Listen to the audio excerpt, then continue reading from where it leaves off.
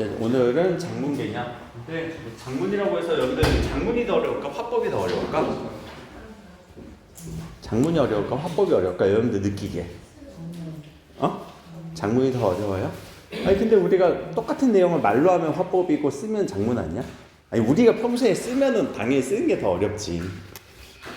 근데 똑같은 게 말로 나오면 화법이고 글로 나오면 장문 아니니? 똑같은 거야. 그러니까 똑같은 거야. 그쵸? 그러면은 반대로 여러분들 말할 때 되게 조리 있게 해요? 아니면 아무 말이나 막 하는 것 같아요? 평소에 보면?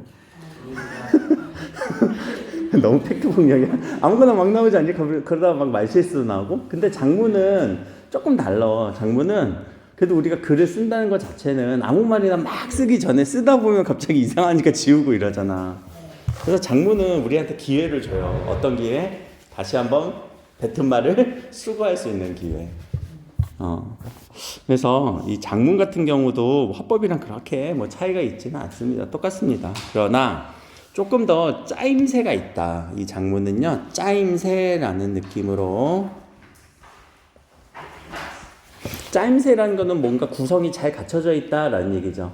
좀 전에 얘기했듯이 말 같은 경우는 그냥 나와버리면 끝나요. 그렇죠? 근데 장문은요, 짜임새 있게 글을 쓸 수가 있어요. 얼마든지 우리는 고쳐쓰기가 가능하다. 그래서 오히려 장문은 그래서 우리가 할 때는 조금 더 귀찮을 수는 있어요. 우리가 하는 입장에서는. 근데 문제를 푸는 입장에서 우리가 화법과 장문이라고 하는 이 선택 과목을 푸는 입장에서는 오히려 더 쉬워요. 왜? 그냥 패턴만 알면 되는 거거든. 분명히 얘네들도 다 여기 거리감이 들어요. 글을 쓴다는 건 거리감이 있어요. 그러나 우리는 방법만 익히는 거예요. 우리가 쓰라는 얘기는 나오니? 물론 우리 그 시험에서 나오죠. 중간고사, 기말고사에서는 나오죠. 그러나 우리는 이 방법만 알면 됩니다. 알겠죠? 그래서 개념의 틀은 여기서 중요한 거는 이 부분이에요. 건의하는 글. 알겠죠? 건의하는 글. 그리고 비평, 설득, 다른 색깔로 할게요. 비평, 설득. 요 정도는 설득의 관점에서라고 할 때 요 두 가지. 또 비평이라는 게 뭘까? 우리 비평. 평이 뭐니? 평가하는 거죠. 비는. 비교하고 비판하면서 평가하는 거예요. 그랬을 때 하나 꼭 기억을 해주셔야 되는 게 이제는 여러분들 글을 읽을 때 이게 사실이야? 아니면 이게 의견이야? 를 구분하시면 좋아요. 이거는 팩트니? 이거는 오피니언이니? 라는 거. 물론 건의도 그렇지만 건의는 건의 자체로 많이 나오는 그 구성이 있기 때문에 보는 거고. 그럼 보고는 뭘까? 보고서지, 보고서. 그럼 보고서는 얘들아 사실로 써야 돼? 의견으로 써야 돼? 처음에 이제 사실이 한 90%예요. 사실이 90%야. 그러다 마지막에 자신의 어떤 보고자의 의견을 살짝 넣어주는 것도 괜찮죠. 근데 설득이 뭐라고 했어요? 설명 말고 설득이 우리의 행동 변화를 촉구하는 거죠. 그러면 팩트를 얘기하는 것도 괜찮죠. 그러다가 의견으로 가는 이런 패턴들이 나올 것이다. 비평은요? 우리가 평가하는 거란 말이에요. 그럼 평가할 때는 팩트를 조금 더 짚어주다가 의견으로 가는 이런 구성들. 그래서 압도적으로 의견이 더 중요하긴 합니다. 이 설득과 비평에 있어서. 건의 같은 경우도 그냥 뭐 해주세요 이러면 안 되지. 팩트로 살짝 다뤄주다가 이러니까 우리 의견을 제시하는 거죠.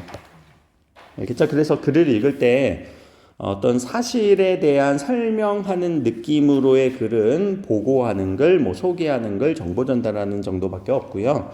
우리 대부분은 다 이런 글들이 나올 것이다. 그럼 이런 글들은 의견에 가깝고 이 의견을 다른 말로 주장, 맨 앞에 주장이라고 하겠죠. 그래서 결국 주장하는 글이에요. 주장.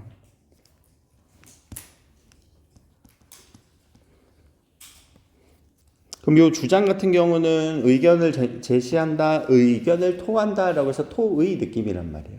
알겠죠? 그렇게 어렵진 않습니다. 그럼 뒤로 쭉 넘어가서 우리 장문으로 넘어갑시다.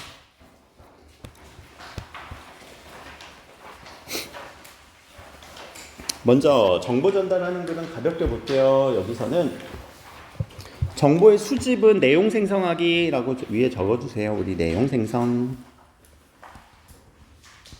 그래서 선별까지 하는 거죠. 선별. 그럼 이 선별이라고 하는 거는 우리가 어렵게 찾은 자료는 무조건 글쓰기나 자료로서 활용할 가치가 있는 걸까? 어렵게 막 우리 막 고고학자처럼 어디 박물관 가서 했어.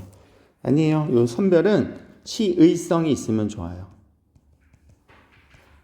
시의성. 시의가 뭘까? 시의성이 있다. 우리 수능은 되게 시의성 있는 문제들이 나오는데 그 시대의 의미가 있다라는 거예요. 알겠죠? 그래서 시의성, 이거는 그러니까 최신의 여부, 최신 업데이트가 되느냐, 그리고 또 주제에 맞느냐. 뭐 주제에 맞느냐는 당연한 얘기니까 제가 굳이 안 한 거죠. 조직하기는 뭐라고 했어요? 개요작이라고 했었죠. 그래서 가끔씩은 요 최신에 대한 정보를 물어보기도 합니다. 밑에 면담이라고 해서 요거 인터뷰 잠깐 나오기도 해요. 대화에서. 근데 요게 화법과 작문보다는요, 언어와 매체라고 하는 그 선택 과목에서는 대부분 인터뷰로 나와요. 우리는 뭐 그냥 대화에서 인터뷰다라는 정도만 알고 있으면 됩니다. 그냥 학생들의 토의가 압도적으로 많이 나올 거니까. 그렇죠? 넘어가시고, 요거는 이제 자료 우리가 수집하는 방법인데, 방법을 아는 게 아니라 가끔 보면 신문, 인터뷰, 뭐 책 이런 데서 우리 자료 3개, 장문 문제에서 3개 나오지 않니? 44번 문제 정도에서. 기억 안 나니 혹시? 요거 이제 44번 문제에서 보면 자료를 추가하려고 한다, 뭐 자료를 덧붙이려고 한다, 뭐 이런 식으로 해갖고 뭐 그래프도 나오고 인터뷰도 나오고, 기억이 나 이제 그런 자료. 그러면 그래, 이제 절반은 된 거다. 문제 유형은 파악된 거니까. 그러니까 그럴 때 나오는 거예요. 그럴 때. 알겠죠? 근데 요걸 우리는 안다고 해서 문제가 풀려요? 그러진 않아요.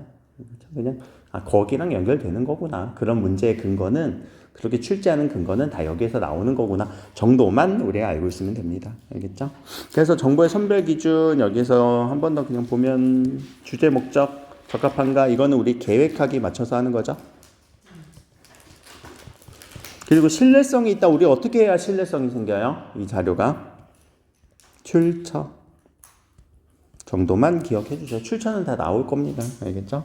근데 이런 문제들, 이런 것들 우리가 좀 아는 게 뭐냐면은, 저번에 신유형이라고 해서 제가 한번 얘기했던 게 있었을 거예요. 점검하는 기준.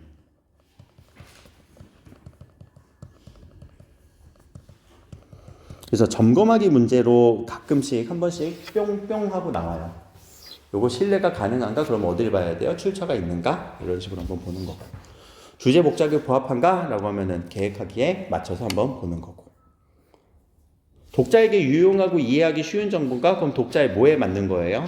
이번에 우리 시험에서도 나온다만. 수준에 맞나? 라는 거. 자, 밑에 나열 구조, 순서 구조, 비교 대조 구조, 원인 결과, 문제 해결은 늘 아는 거니까 요거는 글 읽으면서 연습하시면 되고. 자, 설득하는 글 갑시다. 뒤에 가서 설득하는 글. 그래서 논설문, 뭐 건의문 이런 것들이 있고, 논설문 같은 경우는 우리가 어떤 그 논리적으로 설득하는 글이죠. 이번에 시험 범위 우리 시장과 우물이라는 그 박재가의 글 있잖아요. 그 글이 논설문이에요. 알겠죠? 그럼 거기에 우리는 주장에 대한 논거가 필요하다. 그럼 논거라는 거는 이유와 근거입니다. 알겠죠? 논리적인 근거. 그래서 더 중요한 건 주장이냐, 주장은 뭐다? 의견이다. 그러면 근거가 팩트예요. 근거가 팩트, 사실. 우리 근거라는 건 어떤 데이터고 어떤 사실이거든요. 근데 그거를 바라보는 생각이 달라지는 거죠. 우리는 이유가 다른 거잖아요. 그렇죠? 그래서 그런 관계들을 여러분들이 글을 읽으면서 파악하시고 평가해 주시는 게 중요하고요. 요거는 이렇게 신뢰성은 출처, 타당성이란 건 이치에 맞다라고 해서 옳다, 이치에 맞는다. 공정성은 어디 하나에 치우치지 않는다. 이 정도. 그래서 이것도 그 점검하기에서 많이 나옵니다. 근데 점검하기에 나오니까 요거를 꼭 알고 있어야 되는 게 아니라 그냥 요 말 자체가 우리가 익숙해져야 돼. 이런 말들이 익숙해져야 점검하기에서 우리가 보일 거니까.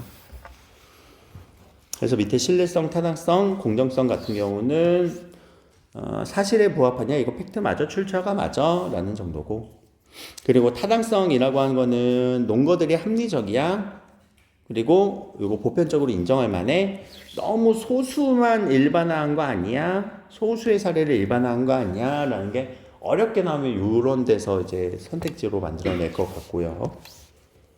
그리고 균형이 있어 라는 거는, 그러면 이 균형이라고 하는 거는요, 어느 한쪽의 일방적인 주장만 하는 건 아니고요, 우리 양쪽의 의견 다 제시하는 경우이죠. 뭐 부정적인 측면,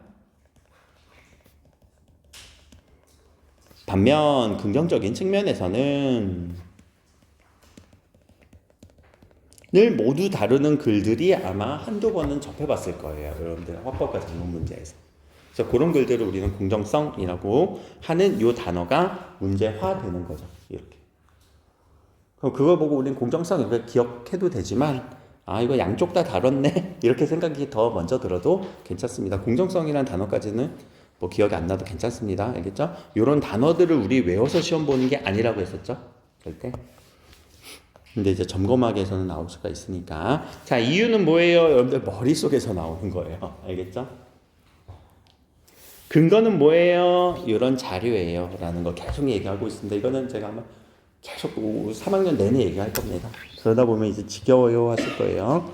넘어가시면, 그러면 우리가 어떤 식으로 논거라고 했을 때 설득할 것이냐라고 하면은 문제 제기하고요, 그것에 대한 원인도 찾아보고 해결 방안을 밝히는 거, 이런 거예요. 문제 제기, 그러니까 심각하죠. 그래서 그 원인은 뭔데? 그럼 원인을 알았으면 뭐 해야 돼요? 해결 방안. 우리가 왜 공부를 안 해요? 문제 제기.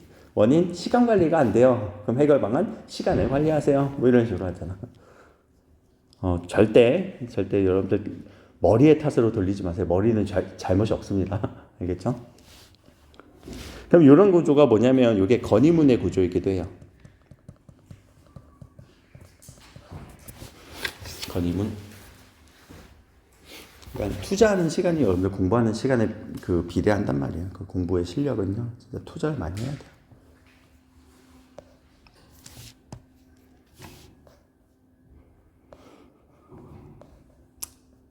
자, 요런 것들은 요 동기화 단계라는 건 주의 끌기, 주의 끈다라는 거 두 글자로 환기, 그렇죠? 그래서 환기로 시작하는 경우 있습니다. 그래서 환기로 시작하느냐, 우리 그러니까 여기서 똑같아요. 우리 첫 시작을 어떻게 하지? 첫 시작 어떻게 하지? 라고 이렇게 글을 읽을 때 한 번씩은 평가, 요약해 주라는 얘기예요.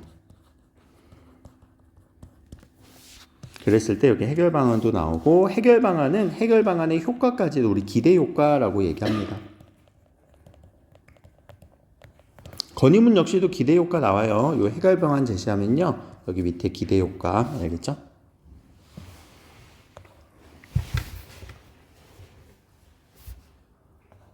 그리고 한 번 더 요구한다라는 거는 권유겠죠?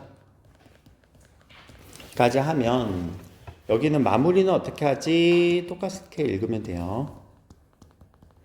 마무리는 어떻게 하지? 이렇게 읽어주시면, 그렇게 요약을 해주시면 되는 겁니다. 그럼 가운데는 어떻게 요약해야 되나요? 우리 발표나 토의 읽듯이 읽어야 돼요. 거기도 똑같아요. 그리고 밑에는 좀 알고 있어야 되는 개념이라서 세 가지만 얘기할게요. 이성적 설득 전략, 감성적 설득 전략, 인성적 설득 전략이라고 할 때, 여러분들 이 설득이라는 게 세 가지 측면에서 여러분들한테 제시가 될 수 있는데, 먼저 감성이라는 건 누구의 감성을 울리는 걸까? 독자, 그렇죠? 청중. 독자. 야, 내가 진짜 이렇게 아침에 반가운 수업 한다고 해서 이렇게 열었는데, 아침에 나 진짜 일찍 오고 일찍 한 5시 일어나서 집에서 한 5시 반에 출발하거든. 얼마나 불쌍하지 않니? 라는 게 뭐예요? 저 선생님 불쌍해 라는 감성적 설득 전략. 그런데도 이렇게 안 오냐? 아, 진짜 이렇게 안 오냐? 진짜 이렇게 안 올래? 이러면은 아, 그래. 다음부터 일찍 와야겠다. 선생님 불쌍하니까. 이런 게 감성적 설득 전략. 영어로 뭐라고 하는지 알아요? 이게 영어로 표현인데 그리스 어원에 있는 파토스라고 들어봤어요? 파토스? 파토스라는 단어로 나와요. 인성적 설득 전략. 인성이 뭐니? 인성. 인성이라는 단어 잘 안 써? 이게 잘 없어서 그래? 우리 인성이 빠았네 이런 거잖아. 그게 인성이에요. 그럼 이거는 누구 인성을 얘기한 걸까? 이건 화자. 글쓰니. 그래서 이 사람이 전문가냐고. 이거 말하는 사람이 전문가야? 그러면 뭔가 설득 당할 만한 하죠. 저 여기서도 제 논문 보여드렸었죠. 그거예요. 이성적 설득 전략은요? 야, 이성을 좀 차려봐 라고 할 때는 우리 남자 여자가 아니고 논리적으로. 그래서 이 논리성을 갖고 있어야 되느냐라는 겁니다. 그럼 이거는 글의 내용이에요. 그래서 글의 내용적인 측면에서 이게 논리적 구조가 있느냐? 아, 내가 설득 당할 만하다. 누구를 배제하고 감정을 호소하는 거 배제하고 인성에 압도당하는 거 배제하고 라는 겁니다. 그래서 이성적 설득 전략으로 우리는 아무래도 많이 보는 거죠, 글을. 그렇죠? 그래서 논리성과 타당성이 중요하다라는 것도 중요하고, 그리고 전문가는 물론 인성적 설득 전략일 수도 있습니다. 왜? 전문가는 그 사람이 어떤 전문성을 갖고 오는 거니까. 그러나 이 발언이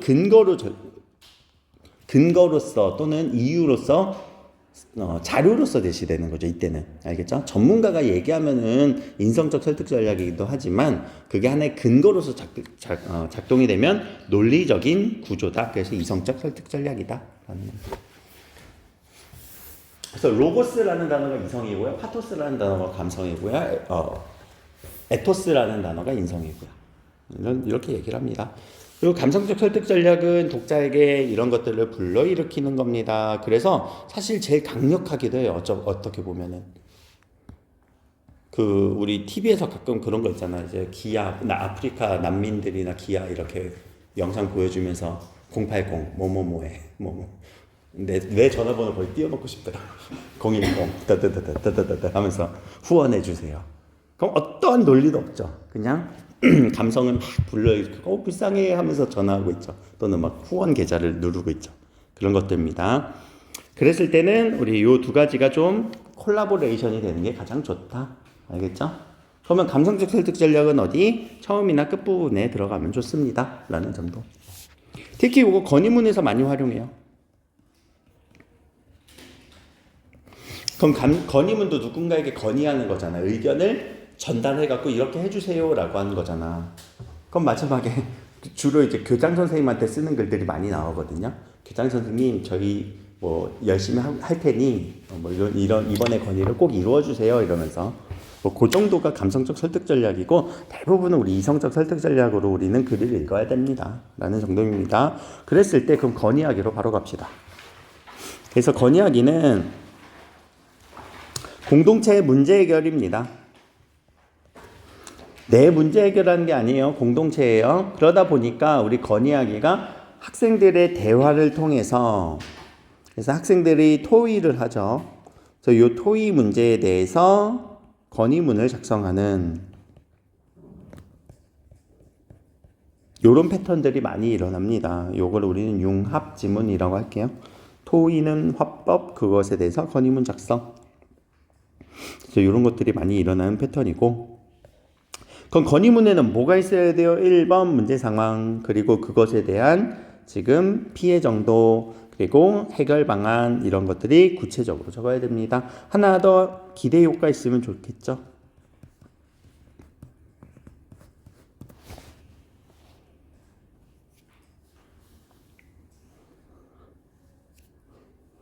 피해 정도라는 거는 지금 이거 왜 해야 됩니다 라는 시급성 정도라고 얘기할 것 같아요.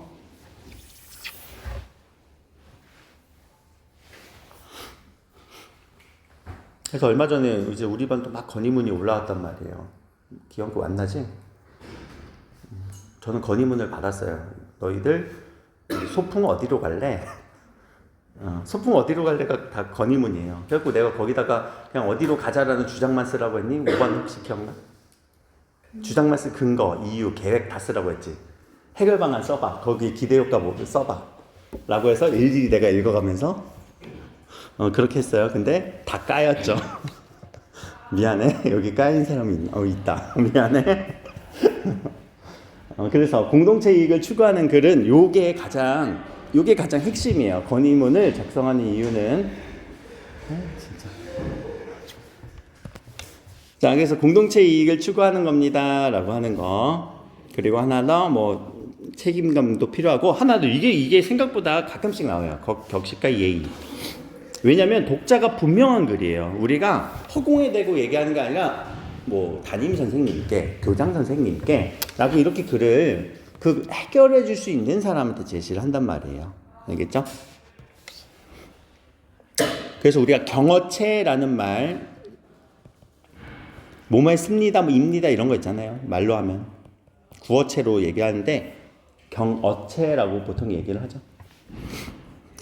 상대를 공경해주는 말투, 경어체. 그래서 밑에 현재 현안이라고 하는 해결돼야 되는 문제 이런 것들을 제시하는 거고요. 그랬을 때 건의문은 뭐가 많이 들어가냐? 문제 상황, 해결 방안, 기대이익, 효과 이런 식으로 우리가 구조가 딱 정해져 있어요. 그러다 보니까 생각보다 안 어렵다고요. 요거 문단마다 이렇게 나눠질 거거든요. 그러니까 얘네들은 각 문단을 구성할 거예요. 물론 두 가지가 하나의 문단으로 들어갈 수 있겠죠. 그러면 각 문단에서 우리는 뭘 파악하면 된다? 아, 이거 문제 상황이구나. 아, 이거 해결 방안이구나. 아, 이거 기대 효과구나.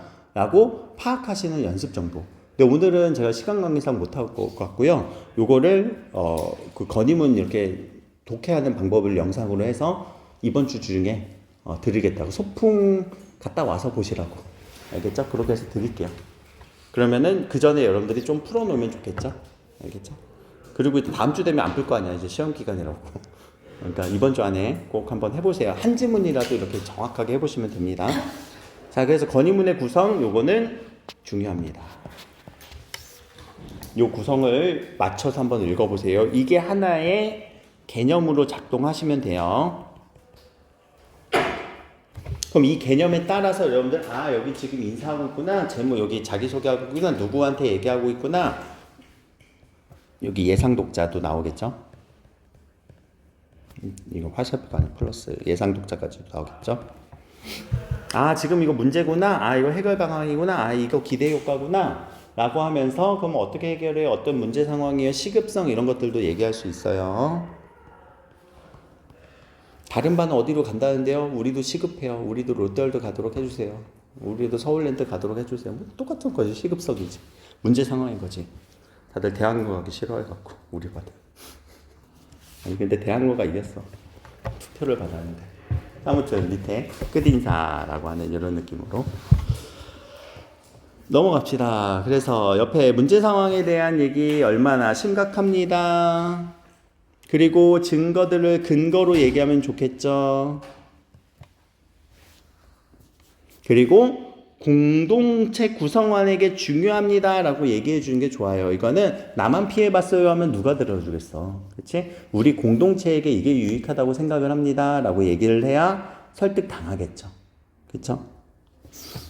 그래서 그걸 우리는 공익성, 그리고 한쪽에만 하지 않는 건 공정성, 우리 앞에서 했었죠. 그리고 실현 가능성이 있어야 돼. 실현 가능성.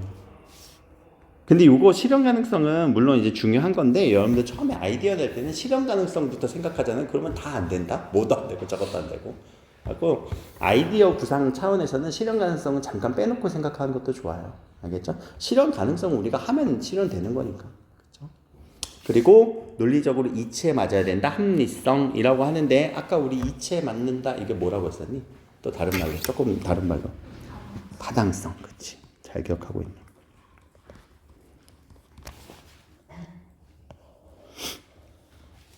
그리고 기대 효과가 계속 나옵니다. 기대 효과가 있어야 사람들이 설득 당하겠죠. 효과도 없는 걸 뭐라고 하겠어.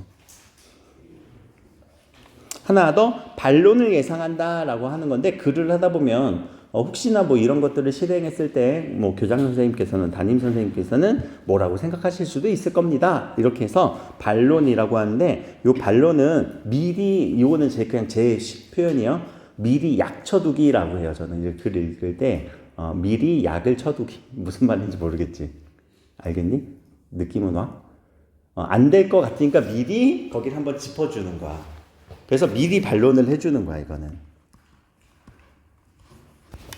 그럼 상대방이 그쪽으로 공격을 해도 우리는 반론이 가능하거든요.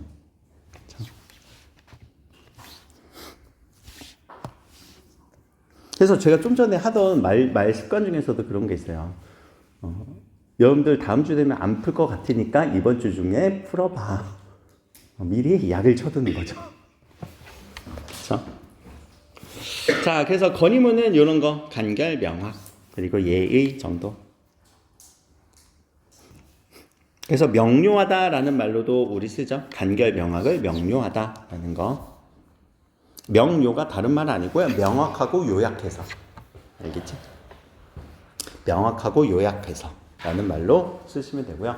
건의문 구조 중요합니다. 알겠죠? 앞에서 계속 설득, 건의, 설득, 건의. 비평 같은 경우는 평가하는 겁니다. 어렵지 않아요.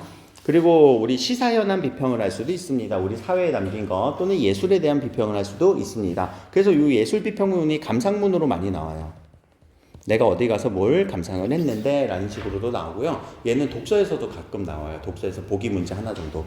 예술지문이라고 나오죠. 그럼 그것에 대해서 감상을 하는 글로도 보기 문제로 하나씩 평하고 튀어나오기도 합니다. 그랬을 때 우리 비평문은 어떻게 써야 돼요? 라고 하는 거는 자신의 관점입니다. 그리고 의견 주장이 명확하게 제시가 돼야 되겠죠. 이랬다가 저랬다가 왔다 갔다 하시면 안 돼요. 그리고 공감대 형성하는 게 시사현안에서는 중요하겠죠. 자, 그래서 우리는 비평할 현안, 쟁점을 좀 파악할. 쟁점이라는 단어는 토론에서도 많이 나오는데 이 쟁점이라고 할 때 쟁점 무슨 글자일까? 점은 그 지점. 쟁자가 무슨 쟁자인지 혹시 아세요? 다투다 쟁자인데 우리 전쟁하는 지점이 전쟁. 그 전쟁할 때 쟁자. 그래서 이거는 다투다가 뭐냐면 너 어디서 싸웠어? 그게 아니라 싸우는 지점이거든요. 근데 이거는 의견이 엇갈리는 걸 의미해요. 의견의 대립. 그 의견의 대립이라는 건 네 생각 내 생각이 같아 달라? 달라. 그럼 어느 부분에서 다른데 그냥 달라가 아니라 너와 나는 달라 이러면 안 되고 그래 어느 부분에서 하나씩 뜯어보는 거지. 그렇죠? 그래서 그걸 우린 쟁점이라고 하는 거예요. 그럼 그렇게 쟁점을 다양한 관점에서 어떤 관점 이렇게도 보고 저렇게도 보고 그렇게도 보고 좋게도 보고 안 좋게도 보고 그럼 어디는 좋게 보고 다른 데는 안 좋게 보고 이런 거죠. 그랬을 때 여러분들 나중에 특정 관점을 하나 선택할 수도 있다라는 거죠. 그래서 그 관점을 하나 선택을 했을 때 관점이 유지되는 게 너무 중요합니다. 왔다 갔다 하면 안 됩니다. 우리가 관점을 정했으면은 유지되면 안 돼. 뭐 할 때는요? 비평할 때는요. 토의할 때는 좀 달라요. 토의할 때는 내 생각을 막 주장만 해요. 그러다가 갑자기 네 말 들어보니까 나 설득 당하죠. 아 그래 좋은 생각이야. 오 그래 이러면서. 토의랑은 조금 달라요. 비평은요. 알겠죠? 왜냐하면 비평은 서로 왔다 갔다 티키타카 하는 대화니? 아니지. 혼자 쓰는 거잖아. 혼자 쓰는 거니까 혼자서 왔다 갔다 하면 안 된다는 얘기예요. 다른 사람이랑 대화하다 보면 다른 사람의 말에 설득당하는 건 당연한 거죠. 그렇죠? 그래서 도입 어떻게 쓰는지 이런 도입 중요성 이런 것들도 필요하고 왜냐면 이거 이제 학생들의 토의에서 학생들의 대화에서 요 비평문 쓰는 경우도 많이 있거든요. 그렇죠? 그래서 요 구조도 파악해 주시는 게 좋아요. 그래서 중요성 이게 무슨 쟁점이냐 아니면 무슨 현안이냐 라는 거 파악해 보시고 그랬을 때 어떻게 전개해나냐라고 했을 때 내가 어떤 관점 선택했니? 그랬을 때 나는 이렇게 평가하고 있어. 그러면 내가 선택한 게 아니라 선택하지 않은 관점에서도 한 번 더 생각해 보세요. 그리고 상대측의 예상 반론도 한번 해보세요 라고 하는 거죠. 예상 반론.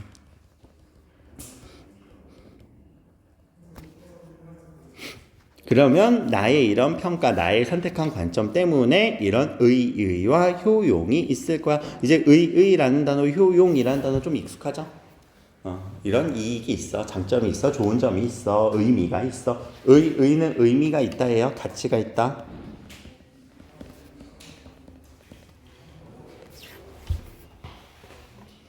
그래서 내 견해가 맞아라는 거죠. 내 견해가 맞아. 이렇게 읽으면 비평문도 그렇게 어렵지는 않다라는 거. 오늘 조금 일찍 끝나. 5분밖에 안 남았어. 자, 보고서입니다. 이제 거의 마지막 글이죠. 아니, 개념이 이렇게 빨리 끝나면 별거 없어요. 화작 개념은 근데 아까 건의문의 그 구조 있지. 대부분 그런 구조 또는 여기서 비평문의 구조 있지. 그런 구조. 그리고 하나 더 알아야 될 건 이 문장은 팩트구나. 이 문장은 의견이구나. 주장이구나. 그렇게만 판단할 수 있으면 좋아요. 알겠죠? 근데 약간 헷갈려. 이게 팩트인 것 같은데 주장인 것 같기도 하고 주장인 것 같은데 팩트인 것 같기도 한 거는 왔다 갔다 쓸 수 있다는 얘기예요. 왜? 우리 설명을 하다가 뭐도 할 수 있어요? 설득할 수도 있는 거니까. 알겠지? 자, 보고서는 다시요. 설득하는 건 아니에요. 제가 이거 구조상 한 페이지밖에 한 쪽짜리니까 제가 제일 마지막에 넣었다고 했죠. 그래서 이거는 정보 전달이에요. 정보 전달은 뭐예요? 설명하는 글이에요. 설득은 아니에요. 그러나 보고서의 특징상 약간의 설득도 들어갈 수 있다. 왜? 의견이 들어갈 수 있다.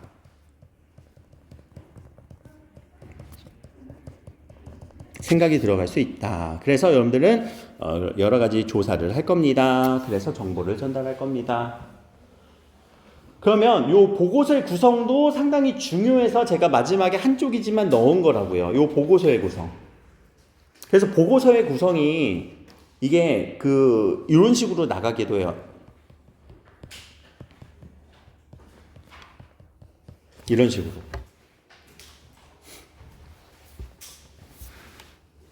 항상 요거 쓸 때 헷갈리거든. 5는 이건지 알겠어. 이런 식으로 가지 않니?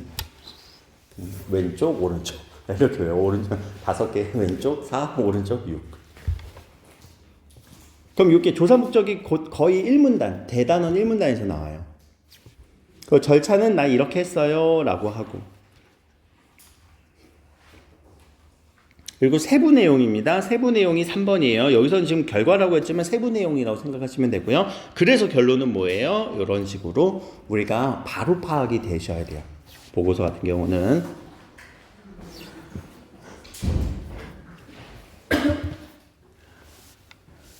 자, 그래서 여기 조사 동기, 나 이거 왜 했지? 그리고 필요성, 이런 식으로. 그리고 범위 나오면 좋고, 여러분들 그래서 탐구 보고서도 그냥 시작하면 안 돼요. 동기, 이유가 되게 중요해. 나 왜 이렇게 탐구하게 됐지? 근데 대부분 수행평가 이제 시험 끝나면 막 하실 거잖아. 그럼 그때 그 수행평가를 하나의 동기로 잡아서 탐구 보고서 쓴 다음에 그게 세특에 기록되는 게 제일 좋은 패턴이거든요. 그러니까 갑자기란 거는 다들 싫어해요. 갑자기 하면 당황스럽잖아. 세특도 당황스러워해요. 근데 너희들이 뭔가 하다가 나 이런 동기가 생겼어 라고 하는 그 스토리텔링도 좀 중요하고요. 그랬을 때 나 어떤 조사를 했는지, 그리고 시기는 어땠는지, 방법은 어땠는지. 방법 같은 경우는 우리 인터넷 조사도 있고, 아까 우리 앞에서 정보 수집 방법, 그리고 설문조사 이런 것들도 있겠죠. 그래서 설문 같은 경우가 많이 나올 겁니다. 설문조사, 인터넷 조사. 받았니 혹시? 저번에 안 받았어요. 받았어?